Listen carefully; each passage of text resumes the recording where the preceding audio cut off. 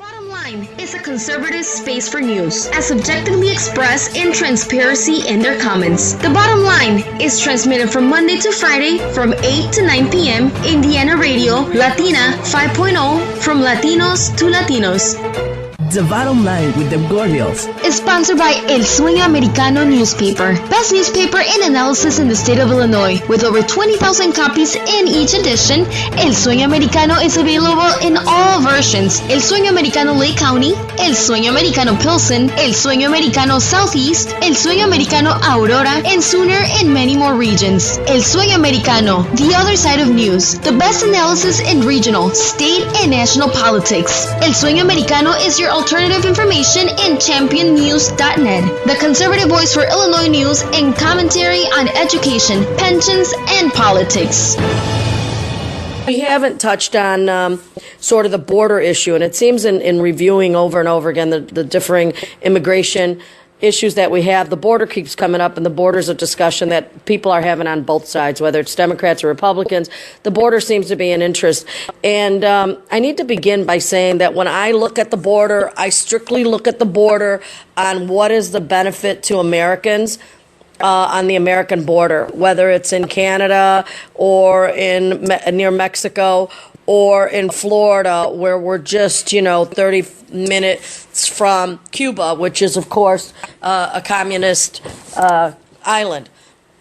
And so when I talk about the border, I talk about those three areas, the Florida coast, the Canadian Northwest area, and also, down in the Southwest. So I'm really happy that I have like a special guest, actually someone who lives right there at the border and works there and goes back and forth all the time. And so welcome to the show. I have them calling me from right out that area right now. Can you hear me? Yes. Okay, great. I know that we were talking off the air, and I said, come on, let me get you on the radio show because I want to hear more about it.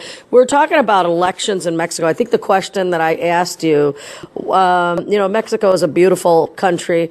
It offers everything, mountains and beaches and, just an unbelievable landscape. And yet people are fleeing from there and risking their lives at times to get out of there. Some go back, some do not want to go back. And the question I asked you is the Mexican government that bad? Is the Mexican government so oppressive, in fact, and do we see a change coming that people have to leave? And do we see a change coming that's going to benefit the people on both sides of the border? Because obviously when you have an oppressive government that borders your country and you have democracy in your country, you're going to have a conflict there. And it's going to make total chaos, and we kind of see that chaos. And so tell me first, you were going to begin to share about the elections there, and firsthand, you were exposed to some things. Can I have you share with our listeners that? Sure. What we were talking about, and what I was going to mention is that a phenomena that I witnessed personally more in central Mexico, and even to a certain extent up here in the north, across from El Paso, is that not only, we mentioned a little bit about the informal economy in Mexico being a large percentage of the per capita income in Mexico, but also those jobs associated with politics, whether it's local or state or federal politics, those jobs tend to be relatively lucrative as well, and are the higher sought positions within the community. And what happens when there's, with elections here, we recently had 70 years of one political party go out of office and another one come in, but on a smaller scale that happens locally quite often, what I find and what I saw happening is, literally the fortunes of individual families going up and down according to which political party they supported and whether or not they worked for them. So it's, when you have politics that are, in some ways, you have the state-controlled Pemex, the gas company, you have state-controlled utilities and energies, and then you have that money that's being made by the state, on a wide scale across the nation, feeding back into the government, and then you have those kind of being the higher sought positions in local communities.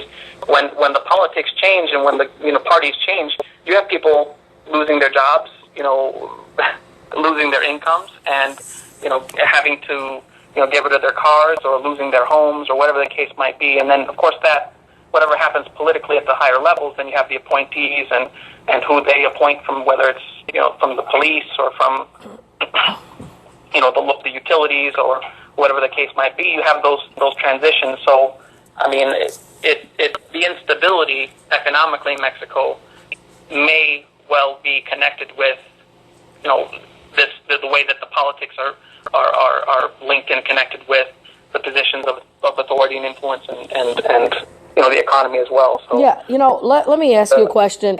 As Americans, we seem to think of Mexico, and we really don't think of Mexico as not being a democracy. It sounds to me if you have state-controlled gas, state-controlled utilities, state-controlled, is this a socialist country? I mean, it's, to me, obviously politics, there can be the claim of democracy, the claim of republicanism, the claim of federalism, but what the actual policies are and how they play out, on a real level and over history, you probably can make an argument, either way for socialism or, federalism or however else they want to. Well, I mean, we need to call it what it is. I mean, and it's interesting because I don't think I've ever had a label for the government of Mexico. I don't think I've ever looked at the government of Mexico and said, this is a communist country. I don't think that they're communist. No. I'm thinking that they are socialist. Or are they a dictatorship?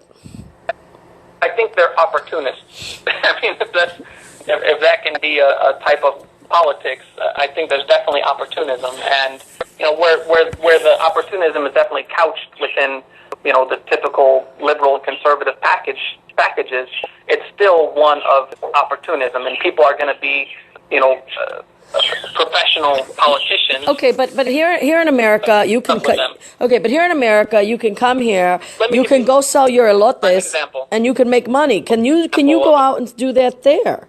Can people run businesses in Mexico? Well, okay. I have a two-part answer to that. Number one, just recently here across the border from Mexico, there's been a crackdown by the federal police, and they brought in all the military and everything in the past couple of years. I mean, this was the murder capital of the world here. Part of the problem was common criminals taking advantage of the insecurity in Ciudad Juarez, in the city here, and they had this kind of what they call a quota system. In other words, people going around charging fees for protection to people who own businesses, doesn't matter how small or how big. And so, the local corner grocery store had to pay money to somebody in order not to get robbed or kidnapped or hurt. That's not conducive to a strong and healthy economy. Okay, but that almost sounds like the mob. Like the system for the employment of teachers for the public school system in Mexico, it's still a system where a teacher can inherit their position to whoever they choose. It's not a whoever's the best qualified for the position. Once you get into a teaching position in Mexico in the public school system, you inherit your position to whoever you choose after you decide to retire or leave. That's not nepotism. They do that here with the aldermanic seats. Each ward gets to assign the family member. The Cullertons in the Northwest Side here have been doing that for 100 years, and then they hold this fake thing called an election, and then the whole community comes out and votes, and everybody in that ward thinks they're voting for change, and they're voting for nothing. They're voting for whoever they tell them that they're going to vote. So at least you guys just come right out and say, hey, don't even bother coming out wasting our time voting. This job goes to the family member that we pick. At least there's honesty, if you could say that, by the crooks over there. Because over here, they hold this whole big election. And mind you, the people voting are the people paying for it. So not only are you holding a fake election, you're also paying for the fake election. And then you go there because there's nothing to confirm our votes. Our votes are not checked. The guys that are all there all belong to the guy who's who picked out the person they're voting for. So it's like everybody there is all in on it. And then they got the Board of Elections where they count the votes in downtown Chicago, and they're all in on it too. So you have this big joke of an election process in Cook County. And maybe we should change the name of this Mexican town to / Cook County, because their operating seems to be the same way. No, they're more honest. They probably wouldn't tolerate our kind of crooks. Yeah, a pretense, and it's kind of understood. But here on the border, it's certainly, in terms of security, there's always the specter of threats, and this kind of, they have the codes, code yellow, code orange, code red for the border. From time to time, there's, they close the border off for suspicious packages and that kind of thing, and of course. Wait, are they closing it on the American side, the Mexican side, or both? And who decides when it's going to close? Both sides. Both sides close, and both sides who's making the decision though? Who's calling the closing? It seems like to me that Customs and Border Patrol, the Department of Homeland Security, make that decision. Oh, the Department of Homeland Security. Okay, so this is really interesting. There's sniffer dogs constantly there. They bring out. Even I was standing in line one time, and they had somebody. They don't do that often, but sometimes they come through with a radiation device to check radiation levels, and they actually pulled a lady out of line, an older, an elderly woman out of line. The first thing that comes to anybody's mind is that, this poor lady is going through radiation treatment. No, they pulled her out of line anyway and questioned her off to the side. And, so they constantly have dogs there, sniffer dogs, and they're, have second checkpoints. And me, myself, I was, detained regularly for about 10 months, and they would detain me for 5 or 6 hours every single time I crossed. And of course, I'm trying to get to work and trying to do what I need to do on the other side of the border. And I went through this for 10 months, and wow, it was quite an ordeal. And I lost, obviously, I lost time at work, lost jobs because of it, and never got a single explanation for why I was being pulled aside or what the purpose of questioning was. So I got pulled aside once at the border too. I don't know if I ever told you that story. I got pulled aside at the border. I was just going over there to grab something to eat because I was volunteering along the Mexican-American border for a couple of years with the Catholic Church out here. And so I was out there, and, it was real frequently, but I was in Arizona, in the state of Arizona, and you would just cross over the border, go get something to eat, and come back. And so one day, I don't know what I was thinking, the arrogant American that I can be, I sort of went and didn't even bring an ID. And went across, and when I was driving back, they said, are you an American? And I said, yes, I am. And they said, are the people that are with you, are they Americans as well? I said, yes, they are.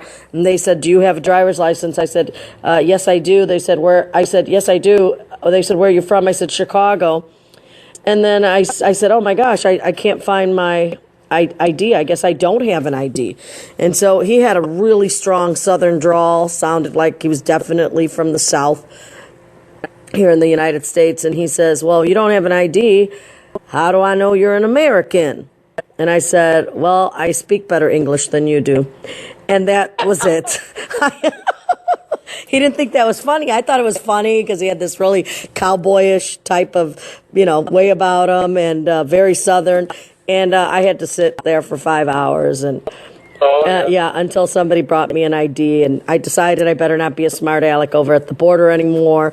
And so it was my first lesson in we don't find Americans cute or funny here, and we do not have that sense of humor. So there you go. At least I knew why they were holding me over, and I learned my lesson. All right, so. This is really interesting, and now I'm getting a little more disenchanted with who our neighbors are, only because I'm hearing about a state-controlled utility, state-controlled type of economy, which obviously there's a big disparity there, isn't there, between the rich and the poor? A lot of poverty I saw. So tell me, is there a middle class in Mexico? It sounds like there's not. Well, the very, very slim middle class. And the middle class here lives right next to the extremely underprivileged. It's not uncommon to go from, an American-style home and then right next door to have a completely house in ruins with no roof and no windows and crumbling to pieces. So I mean, it's the inequality, the income inequality, measurement, whatever gauge you use to measure that is pretty drastic here as well. So okay, you know what? I'm glad you picked that word, income inequality, because it's one of Obama's favorite words right now. And I have my own thoughts on income inequality because I just think it's a farce. But I'm going to tell you why when we get back. So I hope you stick around. You've been listening to WPJX 1500 AM. This is Deb Gordills.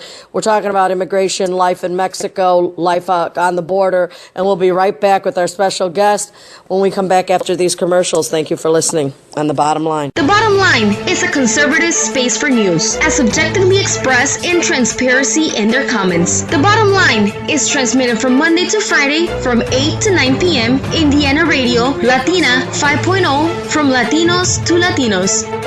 The Bottom Line with the Gordials is sponsored by El Sueño Americano newspaper, best newspaper in analysis in the state of Illinois. With over 20,000 copies in each edition, El Sueño Americano is available in all versions: El Sueño Americano Lake County, El Sueño Americano Pilsen, El Sueño Americano Southeast, El Sueño Americano Aurora, and sooner in many more regions. El Sueño Americano, the other side of news, the best analysis in regional, state, and national politics. El Sueño Americano is your alternative information in championnews.net, the conservative voice for Illinois news and commentary on education, pensions, and politics.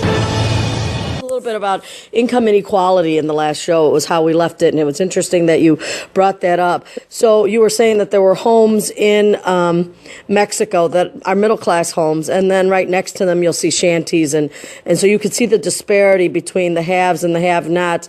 Is there a level higher than the middle class? I mean, do the upper class not live anywhere near this sort of middle-class shanty? No, I mean, that it's measuring the middle class here. Typically, the middle class would be somebody who has a position at either one of the large corporations, one of the large industries,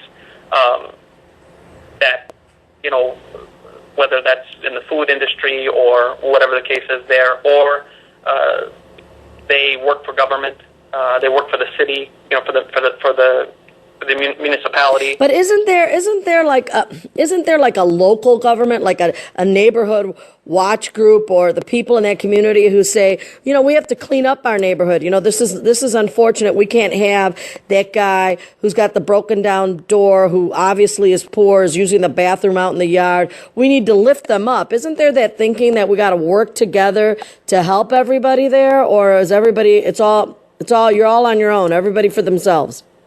Yeah, well, I mean, to me, I look at it as kind of liberty gone wild, the way I look at it, and freedom gone wild. It's where freedom here, freedom at least in the north of Mexico, means you basically have the right to behave and live however you want to, and nobody can, whether that's playing your music at all hours of the night and day without very loud, or having your kids running around, crazy at all hours of the day and night. I mean, whatever it is, it's basically your right to do it. And police typically won't respond to noise disturbances or anything that's going on unless it has to do with violence. And even then, they'll probably show up a couple hours later too. So it's there's why is it freedom gone wild? Why is there no structured rules? I don't know what to tell you. I mean, the answer that I've asked that question actually many times, and gotten into conversations with Mexican citizens, people who are from here and live here, and the response that I've gotten is kind of a stock response. Basically, that's our culture. That's what I've heard, and the problem with that response is that I know Mexican culture probably better than most people in the north of Mexico do, because I've lived in central Mexico and in northern Mexico. And so I know that there are these, the way I see it, I see that in a lot of the rural parts of Mexico, though the values of rural Mexicans tends to mirror and be more closely similar to those of your typical conservative American. and without really much difference there. And in that respect, I consider, and in my experience there, I consider that whether it's, the traditional family values, the work ethic, the element, government staying out of, the private citizens' matters, and whether it has to do with, land or inheritance and these kinds of things, and taxation and that. It's really, rural Mexico seems to be, still the stronghold of Mexico and traditional Mexican values, whereas the cities, the bigger towns and major cities in Mexico have just become this, kind of free-for-all where they're trying to balance, regulations and laws with the fierce independence and freedom. I mean, Mexico just had a revolution in the early 1900s, which is relatively recently, and so there's this fierce independence among the individual, and individualism among the typical Mexican in a major city, and on the other hand, there's this, flip side to everything, and this conservative values and traditional values in rural Mexico. So okay, I think that there's a conflict there that is yet to be resolved, and you have these kinds of things playing out in the political sphere as well, where people don't understand how you can have a city like Mexico City, 22 million people or plus, who seem to be overwhelmingly liberal in their outlook and their views, while the majority of the Mexican countryside, they're the ones doing the voting. They're the ones that are getting out to vote and voting conservative, and obviously they're the majority. So, and you find that those are the politicians get put in power, but most of the policies of the Mexican government, you don't see them playing out in the Mexican countryside. Okay, let me ask you something. Let me ask you something, though. What is it? So if you have this free-for-all craziness, liberalism, where everybody does whatever the heck they want to do in numerous cities of Mexico, either along the border or in central Mexico, and then you have this conservative base that seems to get out and vote, the government, and you were saying that they can do anything that they want to do, but why is there, don't they want to work? Because they're all coming here because they want to work. I don't understand how the economy, the job market, the business owner, why isn't that flourishing in Mexico? Because the drive is there. They come to America to work. These are hardworking people, smart, talented, gifted. They're creative and they're workers. And so they're coming here and they're sharing that. And that is fabulous and it's doing great. Why aren't they able to spread their wings in Mexico? Why can't they be as creative in their own homeland? Why can't they be, and I don't have a problem with them being here doing it. I just don't understand what kind of government is in place in Mexico that stops the creativity, that stops the flourishing of businesses, that stops the ability to earn money, because I'm sure nobody wants to live in squalor. Nobody wants to live, but yet they're being forced to live in squalor there. And I'm saying, what is going on? Two things. Two things are happening. Two areas which I think are having a direct impact on the amount and the extent to which Mexico reinvests in its own, infrastructure and its own, creation of jobs and its own manufacturing and industries. Number one is, obviously, whenever you go back to this area, it's going to be the number one example, the state-controlled oil company, the state-controlled gas, and how that's managed and how proceeds and profits are managed, and the battle between, keeping prices low to appease the people, and what happens with those profits and how they're funneled and whether or not they actually trickle back down to the citizens, to the people who are supposedly supposed to be the stockholders. Is there welfare in Mexico? Like, do they give them food stamps to eat? No, just as far as I know, just for the elderly. So the elderly get food. So how do the people live? If they can't work there, if there's nothing... That's the other area I was going to mention. The second area is remittances. Next to Pemex, next to the state-controlled oil and gas, the largest source of income in Mexico is remittances from the United States. So, it's over. Help me out here. Explain to our listeners, because this is the first time hearing. What is a remittance? A remittance is money that's sent back from somebody through Western Union or a direct bank transfer from the United States to Mexico. Okay, so money being made in America is fueling the Mexican government to feed the people in Mexico who are being left starving by its government. What kind of government lets its people starve? Listen, they're not starving here in America. Obesity is unbelievable. As a matter of fact, I'm not, you know what, I'm going to stop right there. Let's just say that food is aplenty here in the United States. But you know, our government is doing a great job at hurting farmers here in the United States. And so they're almost stopping. I know that they came up with some stupid legislation. I know I saw it here in Illinois where it might be against the law for us to grow vegetables in our yard. Nobody's paying a darn attention, especially my neighbor who it looks like, I feel like I could go there and just pick, vegetables to do whatever I want to do in my kitchen. It's amazing, but they are trying to make it really hard for farmers in America and to grow food. And now I'm thinking, can't people in Mexico grow their own food? Yes, yes, but at the same time, I mean, it's like I said, if two of your largest sources of per capita income are remittances and cheap gas or cheap oil, there's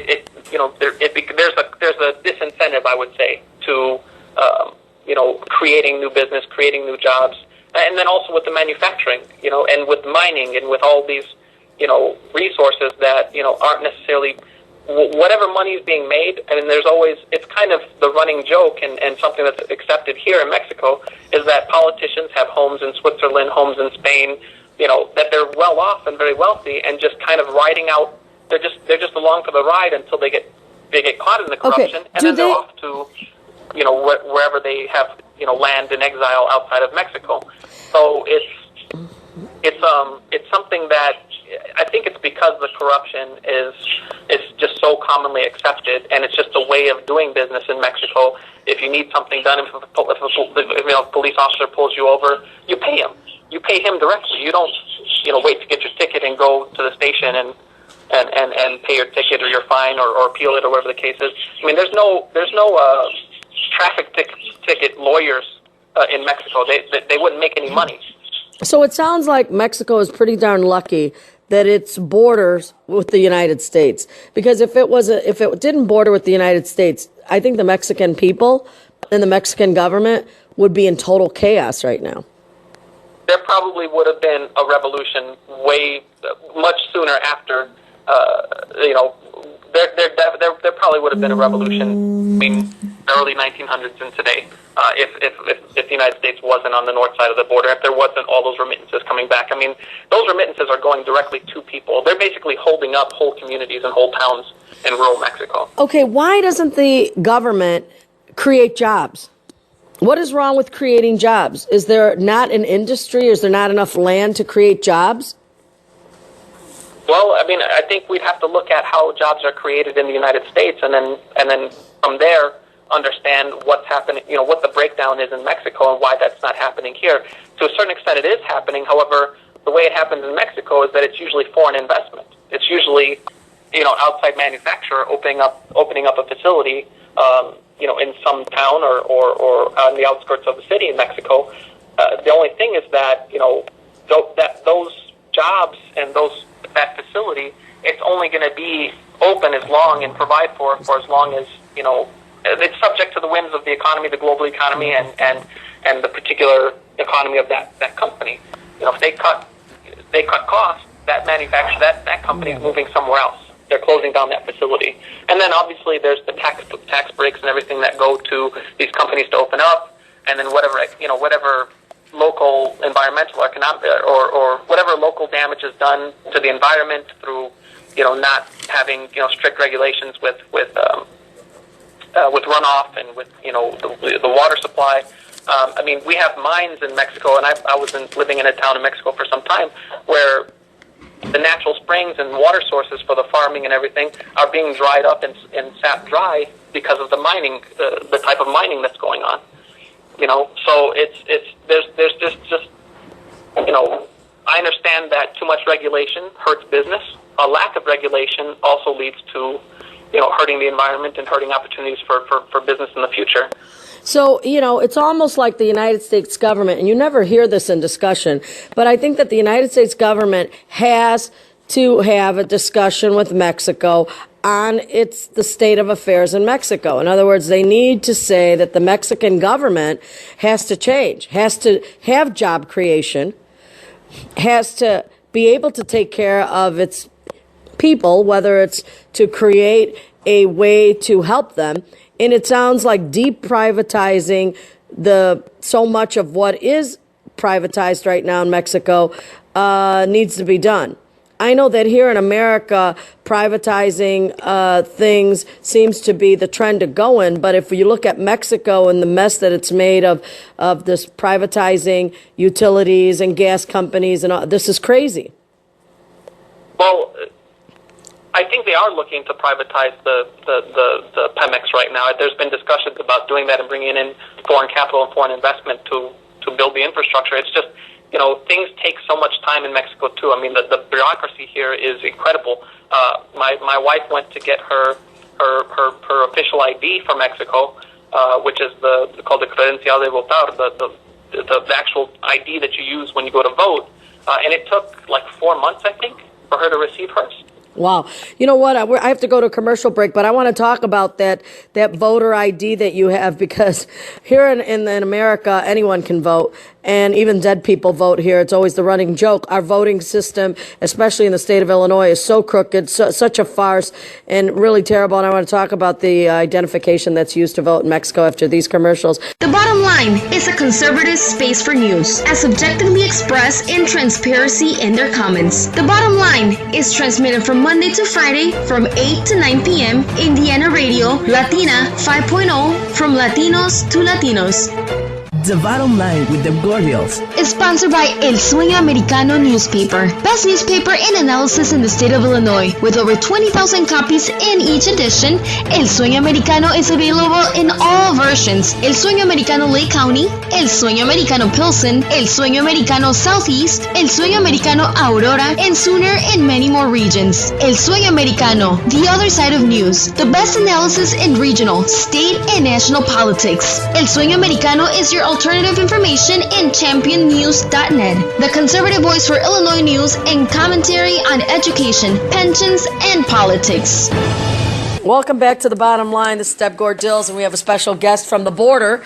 We're talking about things at the border, and the last comment, he said a key word, which was the voter ID. And so I definitely want to elaborate on that. I'm going to take us off the immigration border kind of thing and talk about this identification, this ID, because it is crazy to me that in America, everybody says, you don't need to have an ID to vote. What's your thought on not having an ID to vote in America? Well, I mean, personally, I feel like I don't really have a dog in the race with the voting in America, living along the border. I'm not, not really into the whole bipartisan voting thing, and I preferred there to be different options. But in terms of what I see in Mexico and then what I see in the United States with regards to voting, there's this fierce opposition to having having a voter ID requirement when people go to vote. I don't quite understand that, because from my perspective in living in Mexico and seeing what's happening here, is you have to have there's more security parts of security to the ID for the voter ID in Mexico than there is even than there were for driver's license in the United States for I don't know how many decades. Just recently, they have what's the enhanced driver's license now in the United States, where they also kind of double. They have biographical information and things, but on the strip or in the ID itself. Here in Mexico, I mean, there's the holograms, there's the fingerprint on it, there's all these security features to prevent the making them fraudulently. So you have to have an ID to vote in Mexico, and it's a lot of security features on the ID. It's one of the 8 IDs that have the most security features in Mexico. So yeah, there's definitely a discrepancy there between this idea that Mexico, there is this sense that Mexico is kind of a free-for-all in a lot of respects in terms of government and corruption and things like that. But where it comes to voting, it's kind of a no-nonsense policy. So I wonder why there's so much opposition to voter IDs in the United States. I'm not sure. Okay, well, I'll tell you, it's so that they can steal the vote in the United States and they can put whoever they want in power. At least here in Illinois, this is just the most crooked state. Our electronic voting machines were bought in Venezuela from Chavez, a dictator. The machines used in Illinois, specifically in Cook County, were purchased over there, and the software for these electronic voting machines are still owned by members of the Chavez family, and they expect us in Cook County to think that the vote is fair. Tell me, do you have two IDs? You have a driver's license ID in Mexico, and then you have a voter ID in Mexico? Yeah, the voter ID is completely separate ID. I mean, it's specifically for voting. Wow. So you have something called a CORP, which is the equivalent of the Social Security card in the United States. So there's a CORP, which doesn't have a photo on it, obviously, just like the Social Security card in the United States. Then there's the driver's license, separate driver's license that you can get, and then the credencial de votar, the voter's credential, is a separate ID, and it has the most security features out of all of them. Okay, so there's three forms of ID to have in Mexico. You get a driver's license, which is strictly for you to drive. Does the driver's license in Mexico look like the driver's license in the United States? Yeah, they're pretty similar. They're very similar. It's got just a picture, your address, and a birthday you give them, which may or may not be accurate. Yeah. Okay, and so there's no security feature to the driver's license in Mexico? Not that I'm aware of, no. No. And does it cost money to have a driver's license? Yes. Yeah, okay. Equivalent to like $5 or $8, something like that. Unlike our $20, I think ours is up to $20, maybe 25 to get a driver's license. The voter ID is free. They don't charge for that. It's just that it takes. I believe it took my wife it took her about 4 months to get hers. And so when you fill out the application for a voter ID, what do they ask you? You have to bring your birth certificate, like an original birth certificate. You have to bring your either a passport or an expired passport. You have to have a proof of residence, like a utility bill in your name. You have to have. I mean, it's almost the same as applying for a passport in Mexico. You have to have all your documentation and your proof of residence. And how good are those voter IDs for? Like, is there a time frame you got to renew every year? How does it work? Yeah, they do. They expire. I'm not sure how often they expire. I believe it's at least a couple of years that they're good for. But they do expire. I'm not sure if it's 4 years or shorter than that. So everybody has to get a voter ID in preparation for an upcoming election to vote. And you have to have a valid, no expiration date ID to go into the voting place. And how does it work? You walk in and they scan it and look at your eyeball and your fingerprint and the whole bit? Oh, when you go in to actually vote? Yes. I'm not sure. I haven't accompanied somebody to do the actual voting. Oh, well, you'll have to find out from somebody over there what actually happens once election day comes and they walk in to vote, what the process is. But I'm fascinated by the fact that it's an ID, a special ID to vote that seems to expire in between elections or right before an election. So it's maybe a 2 to 4 year period. And that you have to have, it's the highest form of security to have is this voter's card. Yes. Wow. That's amazing. That is amazing. It almost seems like maybe the voter card should be what they're asking you for at the border. Yeah. I mean, think about it. It could easily substitute. Yeah, I'm saying, so the person trying to come across is going to show you a driver's license, which you and I know we could probably make in our backyard. But this high security, high informational piece of ID, photo ID, called the voter card in Mexico, should be the one that they ask for, because how old can you be to vote in Mexico? Is it 18? I believe it's 18, yes. It's 18. Unbelievable. So it's free. So they got it backwards here. So in America, they need to give everybody a free card. And this free card, I love it. I love it. I love it. And you're not sure why they're fighting it here. I can only tell you that it's the obvious elephant in the room here. They're fighting it because they want to just manipulate the vote. It's easy to manipulate the vote if you don't have that kind of identification to vote. It amazes me that this is our border country. That it can't happen. I mean, it's not to say that fraud couldn't happen with these voter IDs and that it doesn't, because surely there's that same kind of specter of fraud going on with elections in Mexico. I know López Obrador, who claims to keep winning the elections, the last presidential election and this one.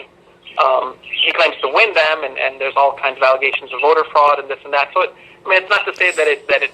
What is the allegation of voter fraud? Is it people are obtaining these kinds of IDs and they don't exist? They have to exist. Their picture's on it. Well, their finger identification is on it. Is it the machine? Is it electronically going through a machine and the machine is giving whatever data it wants? Like, who adds these up? Yeah, no, from what my limited understanding of what the actual claim of fraud is that it goes back to the tallying of the votes, and just because you have a voter ID doesn't mean that you actually go and vote. And so those, I guess technically speaking, there could be lists of voters that are being tabulated but who didn't actually go to vote. Oh, we have those too. All our precinct captains have those. They know everybody on the block, and they know who left the block to go vote and who's still sitting in their house. And then they call them runners. And then they have to go and knock on the door and tell them, come on, do you need a ride? How do we get you over there? And then they get them there. Of course, they're only knocking on the doors of the people they know are voting for them. They also keep tabs on the people who don't support them. And as they walk in, they check off that that's probably a vote for the other guy. Especially in the general election. So they have some idea of how many precincts, that's what they call precincts reporting, into the ward office. They come in calling and saying who showed up, how many showed up, how many opponents could have showed up or did show up. And then they also know who can't. If Mr. Hernandez is in the house with a broken leg and he's not voting, you just tell him you can mess with Hernandez's ballot. That's part of that list. Exactly. And so that's one of the allegations, and then again the issue with how transparent the tabulation of the voting is, and if you have over-reporting in certain areas where it's not possible to have that number of voters there isn't that many registered in that area, that kind of thing. So it's the same kind of issues that you find in some areas in the United States where there's questions of fraud. It's the same allegations are going to happen too, even with these enhanced security voter cards. However, the difference being is that, again, we get back to the idea of, not necessarily honesty, but at least a lack of pretense through transparency, through having some of these things in place. There's a lack of pretenses. Right. I think here they're going to definitely need to create this voter ID. If Mexico can do it, what the hell? We better get our act together and get it done too. It just seems crazy to me that more third world countries, not that Mexico's a third world country, but other third world countries are having better voter registration and better voter IDs and have them in place than we do here in America. And it's absolutely a joke to think that a nation like the USA of its caliber has this kind of stuff going on. And it just is, it really challenges the integrity of who's in office and who's doing what, where.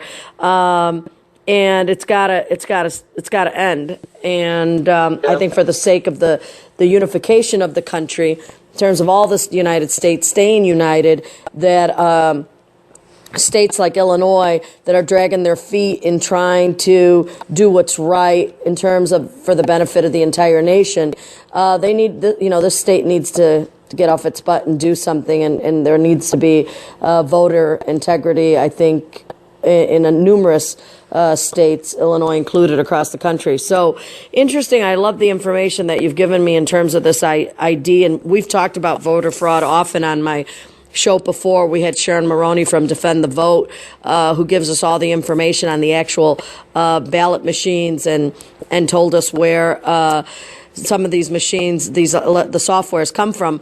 I was able to share with her something she did not know, which was how the voting machine was brokered here in Cook County. Who was the actual person who sold the machine to the Daley administration and then was put into place.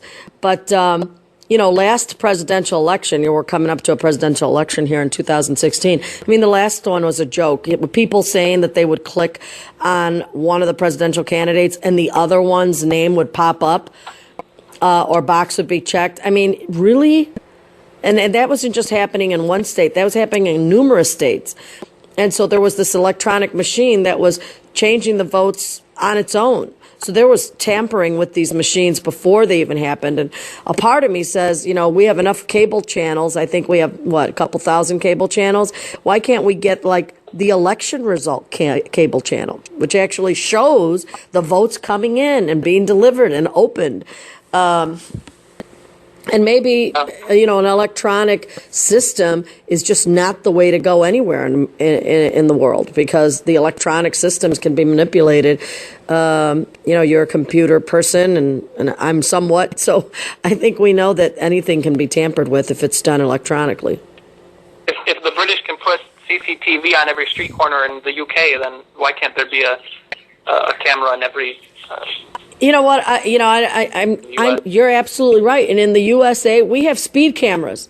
I just got 3 letters warning me that if I go down Irving Park one more time, in this new camera that's just around the corner from, where I have to take a turn all the time. And I'm like, I thought I was just moving with the flow. So I guess everybody who's moving with the flow there on Irving is getting this note. But I just see if they got cameras everywhere, looking and clocking the speed of every single car. We have them on our tolls so they can tell you where you're crisscrossing around the state here, or even across the country. Surely they can put up a camera in where the votes are being counted and where the tallies are coming up. I just, and I think that it's important that your population has confidence in the leadership of the country. I know that that's probably lost in Mexico. I don't know that, I think that's... I was going to say how the difference, one of the big differences that I've noticed in how, in campaigning in the United States and in Mexico. In the United States, a lot of it, I mean, you do have your kind of your mudslinging and that goes on, especially on local political levels in the United States. But on a national level and where it comes to the Senate and Congress and this, tends to be very issue based. People are worried about issues and they're going to vote. They're going to vote according to the position that these representatives have according to the issues. Whereas in Mexico, it's very lowbrow. I mean, very lowbrow. And for example, one of the campaign posters or advertisements that I saw in downtown Juarez here, and it made the news here too, the local news, is that they had the candidate for, wasn't governor, it might have been for a seat in the state government here, or for local, what they call the municipio, for the district here for that city. She actually was posing with like a topless, but just crossing her hands over her chest. And so were a few other women in the back that were advisors. I don't know who they were, but that more than likely got a lot of votes for that candidate. Wait, why? What was the message there? No clothes or freedom? Women's choice? What was it? Liberalism? What kind of message is that? The Bottom Line is a conservative space for news, as objectively expressed in transparency in their comments. The Bottom Line is transmitted from Monday to Friday from 8 to 9 p.m. Indiana Radio, Latina 5.0, from Latinos to Latinos. The Bottom Line with the Gordials is sponsored by El Sueño Americano newspaper, best newspaper in analysis in the state of Illinois. With over 20,000 copies in each edition, El Sueño Americano is available in all versions: El Sueño Americano Lake County, El Sueño Americano Pilsen, El Sueño Americano Southeast, El Sueño Americano Aurora, and sooner in many more regions. El Sueño Americano, the other side of news, the best analysis in regional, state, and national politics. El Sueño Americano is your alternative information in championnews.net, the conservative voice for Illinois news and commentary on education, pensions, and politics. Hello and welcome back to The Bottom Line with Deb Gordills. We're talking about life on the border, and so we're very lucky to have a special guest who lives on the border there in Texas. And we are talking about definitely very impressive voter card that's required by the Mexican government for people to vote. Of course, there's 1,000 ways to steal a vote, and so the card, though it's fantastic, and we need to implement a card as well as informed here in the United States, we're still going to have to look at these electronic machines that are adding up these votes, because that's where another part of the fraud is occurring. And we also have to look, as they do in Mexico, at the transparency of who's counting up the ballots and where that goes. So we're on the air right now, and the radio show we were talking about, when we left off, about some voter integrity, and we also started the show talking about income inequality. Here in the United States, income inequality has been a word we've been talking about, but I just posted something in my newspaper that said, there was a guy who owned a business and made $100 a day, and he employed somebody and gave him $10 a day. Business got really good. Excuse me, and the owner got to make $1,000 a day, and the guy working for him now took home $100 a day. So the inequality in income was about $900 when the guy was making $1,000 and the worker was making $100. So there was a $900 difference from the guy. The government stepped in and said, income inequality. We're going to have to give the guy half the money or a quarter more of the money. And the owner said, okay. And the owner closed down his business and now left the guy unemployed. So, income inequality. If we crack down on businesses to stop making profits and to give half that money to the employee, then the guy who's running the business decides not to run the business, because then everybody's unemployed. You have no business and you have no employee. And so there is no work and there is no company. And so there is no production. What's your thought on that little piece of income? So I'm against income equality, because this is a capitalistic society, America, a government created like no other. Capitalism works because it allows people to make money at almost every single level. I think that there's a big confusion between income inequality and a responsibility to take care of the poor. So I think that everybody's responsible for taking care of the poor. I do know that I talked about it on the radio show yesterday about the fact that 30% conservatives give 30% more than liberals to the poor and to nonprofits and to charitable causes, making liberals extremely stingy. So the liberals are very good, though, at creating big balloon governments and taking the taxpayers' money and then distributing it equally. And so they're very good at spending money, but they're not spending their own money. So you don't have Pelosi actually taking out her checkbook and writing out a check for, $300 to the church down the street. What she's doing is she's saying, let me take $300 from the taxpayers and feed the taxpayers. What's going on in Mexico? Can you give me a comparison? I think the same problem that's affecting Mexico is we just had a report come out about the European Union and the corruption study that was done there. It's estimated to be costing the European Union about $162 billion. That's lost through corruption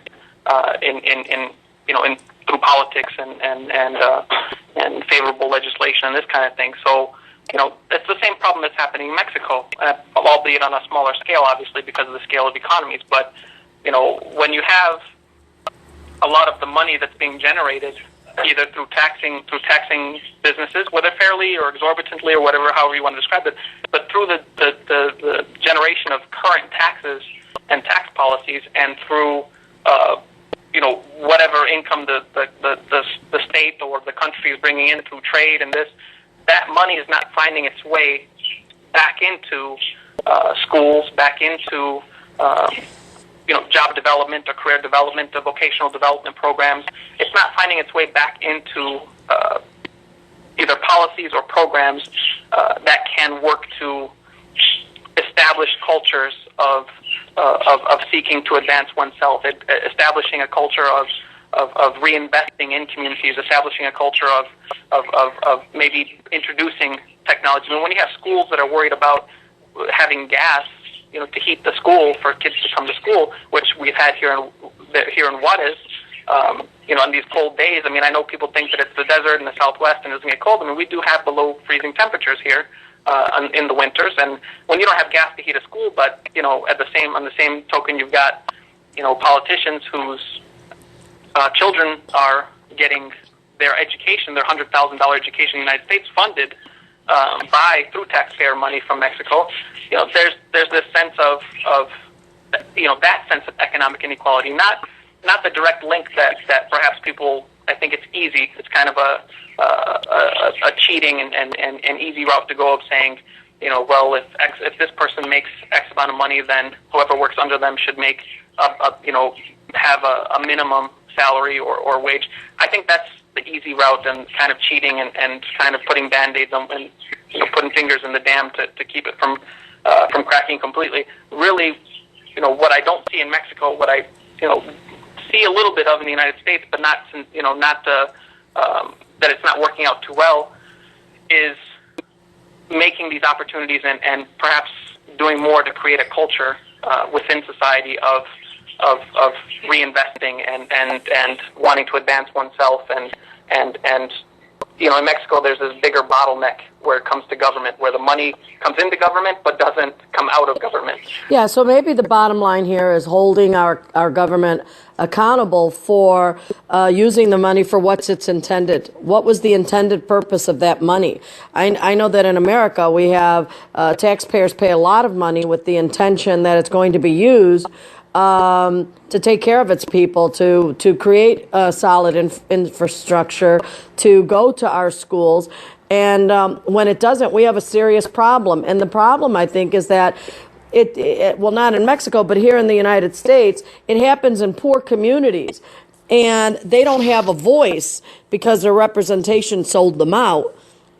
Yeah. And nobody hears about it. I mean, we up here on the Northwest side, and this might make you laugh, and our Mexican, any of our audience who are listening, streaming from Mexico might laugh. But, we had a school here on the Northwest side in the 36th Ward.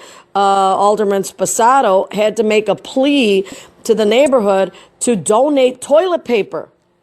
Wow. Toilet paper. We have a public school in the city of Chicago that needed to make out a call to the community to send in rolls of toilet paper because the money was so misappropriated in the schools, public schools, that this school had to go without toilet paper. And I think Johnson & Johnson went and sent a whole truckload of toilet paper. I don't remember what the toilet paper company was. And they sent a whole truckload of toilet paper, and they were able to stock them up for toilet paper for a while. And it was they gave it to a high school and an elementary school. Now, come on. The taxpayers in there are paying $3,000, $4,000, $5,000 in taxes a year. Every single home, to the tune of maybe 50,000 homes are paying property taxes to go to the schools. And they're going to tell me that they didn't get any toilet paper? I mean, so, we have our problem, here as well. But did anybody in the community complain? It wasn't until this alderman, Spasado, who decided to make, I was ready to say make a stink about it, which kind of was, no pun intended. When he decided to complain about it, that's when people heard about it. But the people within the community are so used, and this is the problem I have with the Hispanic, new American Hispanics, and Hispanics who are not Americans but live within the community, sort of hidden undercover. They're afraid to say anything. And so it's easy to take advantage of them. It's easy to take advantage of a Mexican... Those circumstances and that kind of, that silence, that ubiquitous silence that you find in the Hispanic community, it goes back to, not just perhaps the local school not having, toilet paper or gas, heating gas, or this. It goes back to security as well. And I know that there are some schools here that were, looking to have the communities try and step forward to protest violence happening around the schools. I mean, just with combining the lack of security, income, the lack of access to better jobs and vocational training, and the lack of the government, the money that's generated by the federal government in Mexico trickling back down to programs and to ways that can make things better for people. And this is what fuels this immigration out of Mexico into the United States, where they do see that there are these opportunities and these opportunities for work. And the problem with that, I think it's compounded because people who do immigrate from Mexico, in my experience, and having brothers-in-law and sisters-in-law, and what they say, relativos políticos, people who I'm related to through my wife, and just hearing their experiences, and the town where my wife is from is a small town, and the immigration and just the complete the whole town got emptied of men between the ages of 18 and 25. I mean, it's all older individuals and women who are there. All the men who are of age have immigrated legally or illegally to the United States, and the whole town is being fueled by the remittances and money coming back, and this new generation, or each succeeding generation of immigrants from Mexico to the United States, they kind of have two lives. They're somewhat established in the United States, whether they're whether they're paying for a home, or contributing to payment for a mortgage on a home, or having jobs and paying taxes. Even if the taxes aren't necessarily going to a valid Social Security number, the taxes are still being taken out of their checks, etc. And on the other hand, having building homes and having land and contributing to the economies of Mexico too, like we said with the remittances, it creates this, having on the one hand in Mexico where you open your mouth and you're inviting trouble, whether it's from local government or from local criminals, and in the United States where you don't want to open your mouth, because then you invite the magnifying glass to come on you and see, well, what is your immigration status and what's going on with you, and people want to avoid that. It's a culture of silence, I think, that's being created by having both of these situations on both sides of the border. And I don't know what the solution is. I'm not saying I have any answers for that, but that's definitely contributing to, kind of a breakdown in culture, not only around, voting and politics and whatever is going on the local level, both the United States and Mexico, that need to be addressed, that people need to have a voice and speak out about, to kind of set a corrective course, politically and socially. I don't know what the answer is, but there's definitely, like I told you before, how goes the border, so goes the rest of the Hispanic communities north of the border. Right. I agree. And it's that kind of cultural impact. They come here to the United States. They don't have a voice in their own country. They don't exercise a voice in this country because they don't feel that it's theirs to begin with, or what to say. The circumstances are better here than they are in Mexico. So they stay silent and they're manipulated. And their vote is manipulated, and having them feel that they don't have to show any ID to go and vote allows them to get in a process and be part of the manipulation by going to the voting booths anyway.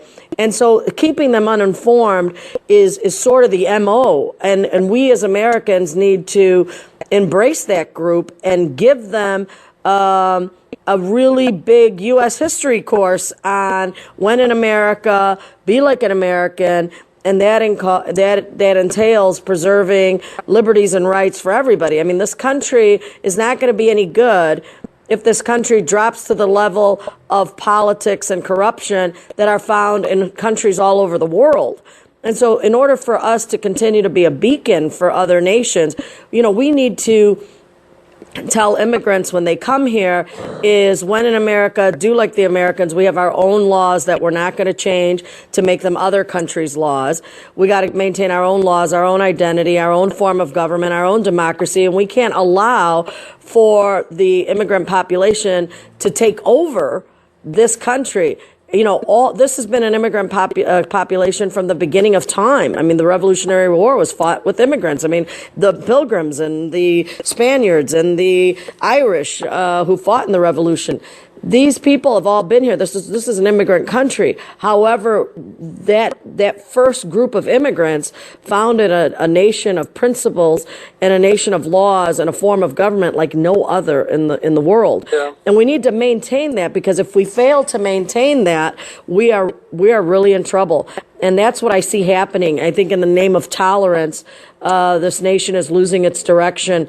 And we need to get it back on track. And, I'm hoping that people like your U.S. Senator, Ted Cruz, and others can do whatever needs to be done to make sure that this continues to be a place where people from all nations can come and be able to see what freedom really means and not live. The bottom line is a conservative space for news, as objectively expressed in transparency in their comments. The bottom line is transmitted from Monday to Friday from 8 to 9 p.m. Indiana Radio, Latina 5.0, from Latinos to Latinos.